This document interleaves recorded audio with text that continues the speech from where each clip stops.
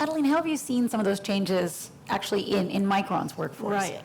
Within Micron, we actually engaged our technician early because we saw that there's a job transformation going on with Industrial 4.0. And what we have done was really engage them early, understand where their pain point and how we can help them make their job more efficient. For example, we talk about a lot of automation of the knowledge work. Now they don't have to really physically go to the tool and apply all the knowledge, all the experience that they have to solve the problem. They are all now be able to do it in the office, on their iPads, on their computers. They just see the data right there. They can apply, look at what they know, and then even remotely controlling the tool right at the desk.